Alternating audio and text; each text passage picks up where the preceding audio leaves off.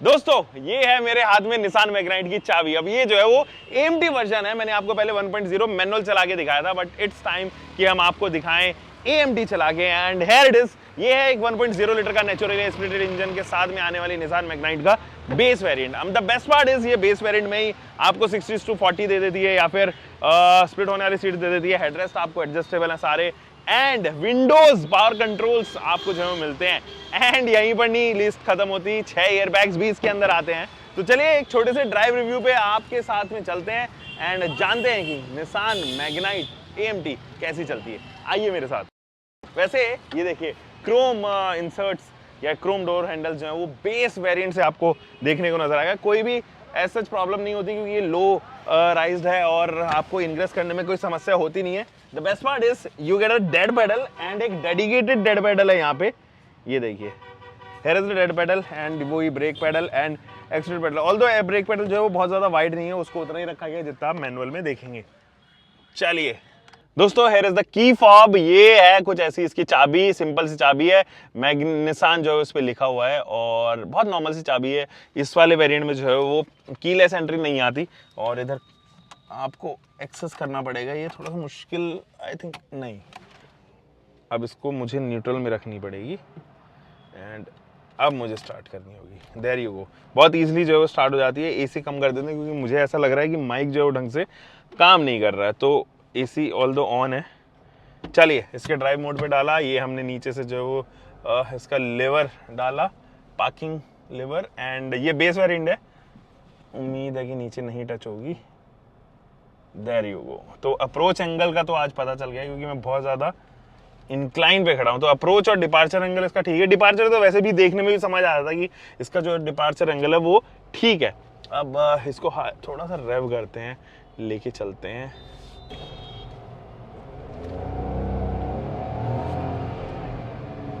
अंदर ले लो, एक खुला हुआ रोड मिलेगा ये वाला।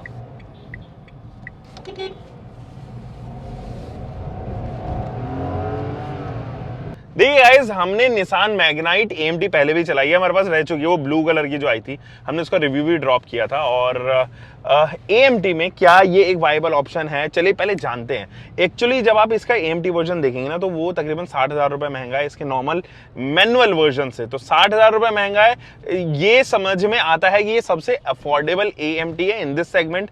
स्विफ्ट से सस्ता है ये, ग्रैंड आइटन नियॉस से सस्ता है, यानी ये सेगमेंट में आने वाली जितनी भी गाड़ियां उससे काफी सस्ता पड़ता है। रीजन एक चीज और भी है, क्योंकि ये बेस वेरिएंट से AMT ऑफर कर रही है, तो वो जो एक्सपेंशन ऑफ वेरिएंट्स है ना वो बखूबी निसान ने इस बार जो है वो प्रेजेंट किए हैं। आपको बेस वेरिएंट चाहिए, हम बेस वेरिएंट से देंगे। आपको टॉप वेरिएंट में चाहिए, हम टॉप वेरिएंट में देंगे। बट AMT टॉप वेरिएंट में आपको 1.0 में ही मिलेगा। मतलब अगर आप 1.0 टर्बोचार्ज खरीदना चाहते हो तो आपके पास में AMT नहीं, वहां पर CVT आएगा। क्या AMT बेटर है या CVT बेटर है? देखो इसका क्लियर आंसर ये है कि CVT का कंपैरिजन ऑब्वियसली AMT नहीं कर सकता। रीजन बीइंग AMT एक्चुअली एक मैनुअल ट्रांसमिशन ही है, बट उसको बस ऑटोमेट किया गया अकॉर्डिंग टू द RPM। जिस तरीके से RPM बढ़ेंगे घटेंगे उस हिसाब से मोटर जो है, या एक ऑल्टरनेटर जिसको हम कहते हैं, वो कंट्रोल कर लेते हैं इसके गियर लीवर को, और वो उसी हिसाब से एडजस्ट करके इसके गियर्स को जो है वो यहाँ पर अलाइन कर देता है। अब दोस्तों, क्या AMT ज्यादा ज्यादा माइलेज देगा CVT से? Definitely yes. इसका पीछे एक रीजन ये है, एक तो इस इंजन के साथ में नेचुरली एस्पिरेटेड है ये, यानी कि कोई भी फोर्स्ड कन्वेक्शन नहीं है जिस तरीके से टर्बोचार्जर होता है। तो टर्बोचार्जर जुड़ा नहीं है तो डेफिनेटली पावर कम प्रोड्यूस करेगा, तो माइलेज आपको ज्यादा मिलेगा। बट ईज ऑफ कन्वीनियंस है कि नहीं है?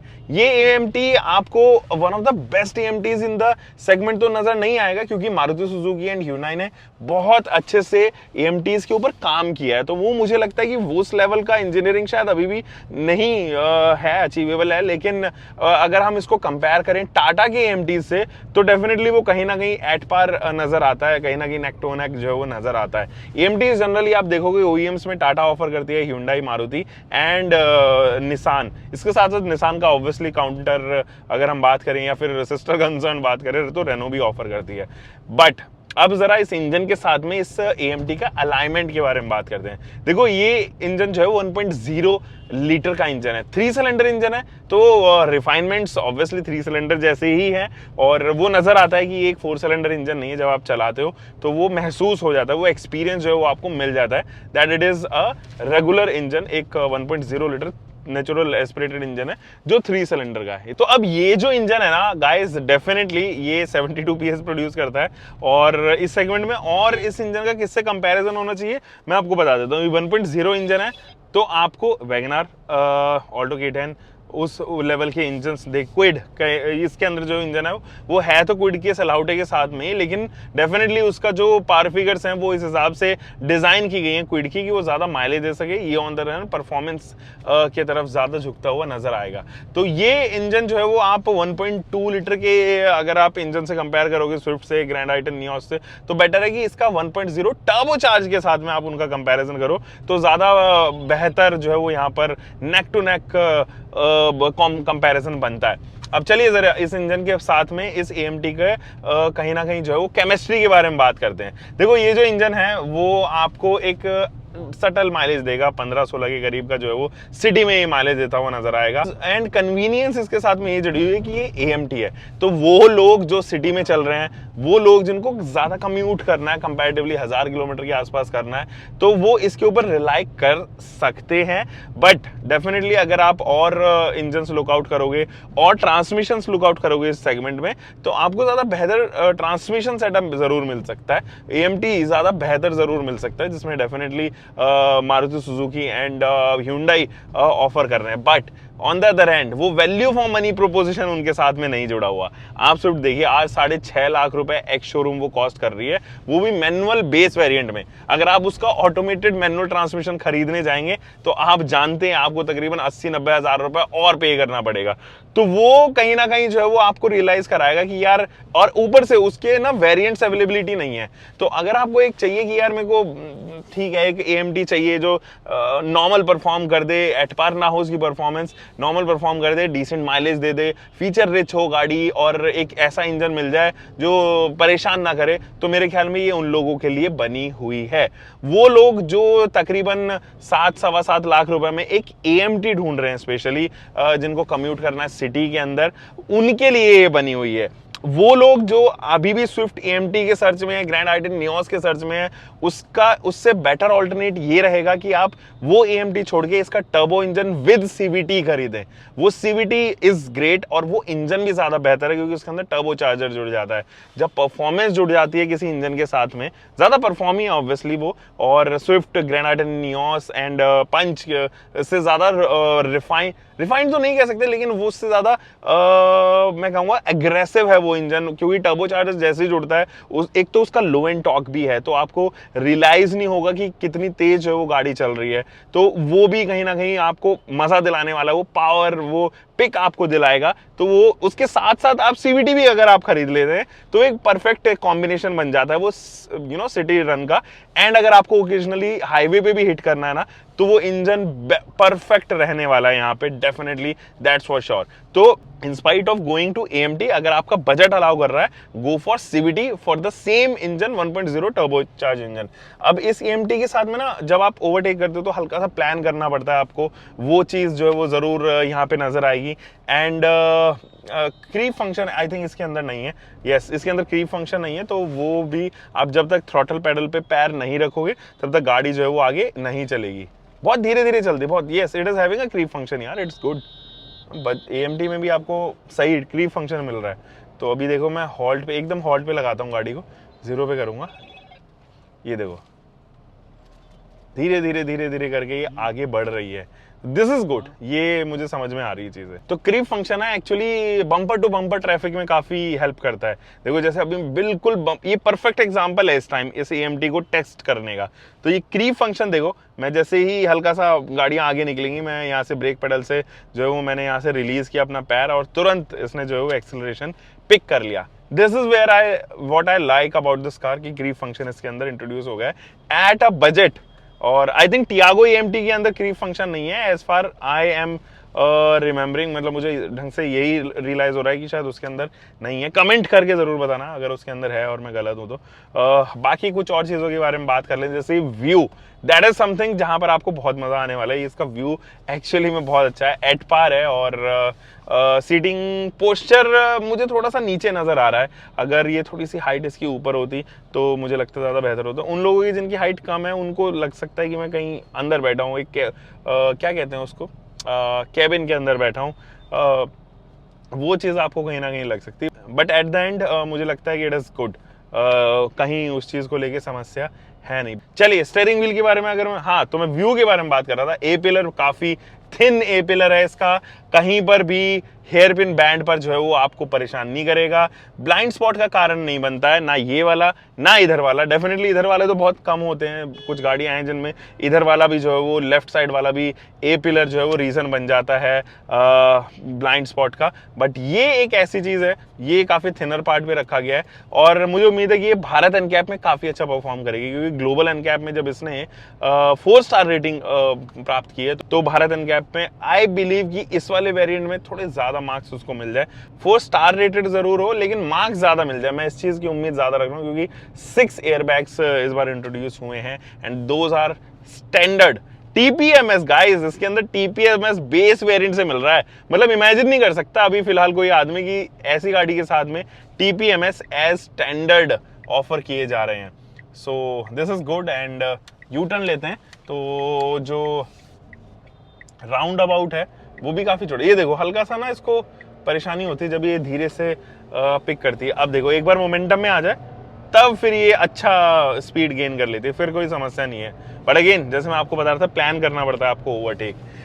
एनीवे इसका जो राउंड अबाउट है वो मुझे लगता है 5 मीटर्स के अंदर अंदर होना चाहिए एंड विच इज गुड। तो छोटे से ही स्पैन में बिना किसी यू टर्न के मैंने गाड़ी मोड़ ली तो उसमें समस्या नहीं है। Plastic quality is good, not the best for the price point. Nissan is offering good plastic quality, तो उस चीज को लेके भी समस्या नहीं है। AC is good, compressor size जो है वो काफी एप्ट रखा गया है जिससे अंदर का जो केबिन है वो कूल हो जाता है एंड वो लोग जो बेस वेरिएंट एक्चुअली खरीद रहे हैं उनको रियर की एसी वेंट्स की जरूरत नहीं पड़ती है। तो first row as well as second row को ठंडा होने में मुझे लगता है तकरीबन 10 मिनट और ज्यादा लग जाती है फर्स्ट रो के कंपैरिजन में। बट वो एक टाइम के बाद में आपको रियलाइज करा देगा कि यार एसी तो सच में काफी अच्छा है, इसका काफी गुड है इन दिस प्राइस पॉइंट। और सीट पोस्चर वगैरह, सीट की कंफर्ट के बारे में बात करें या हम बात करें किस तरीके से कुशन प्रोवाइड किया गया है, दैट इज गुड। आप 250-300 किलोमीटर जो है वो चला सकते हो कमर वगैरह में या फिर अंडर थाई में कोई ऐसा दर्द वगैरह आपका जो है वो नहीं होने वाला। कुशन इज एप्ट और पकड़ लेती है सीट दोनों साइड से, वो भी कोई प्रॉब्लम नहीं है। ओआरवीएम में देखो बेस वेरिएंट में एक और चीज ऐसी है जो मुझे लगता है कि मुझे हाईलाइट करनी चाहिए, दीज नॉब्स आर प्रोवाइडेड। वरना आप जनरली देखो कि आपको क्या करना पड़ता है, पहले विंडोज को नीचे डाउन करना पड़ता है एंड फिर आपको यहाँ से हाथ से जो है वो इनको रोल करना पड़ता है। बट ये अंदर से ही कन्वीनियंस जो दी है ना, ये this is good, again a value for money aspect and ये जो है वो डिस्कस किया जाना चाहिए। एक चीज और जो मुझे लगता है डिस्कस करनी चाहिए, these are the window controls और ये बेस वेरिएंट से ही आपको मिलते हैं और ये पावर विंडोज जो है वो देखो पीछे की भी दी गई हैं, आगे की भी दी गई हैं। दिस इज गुड यार, ये निसान ने अच्छा काम किया है यहाँ पे।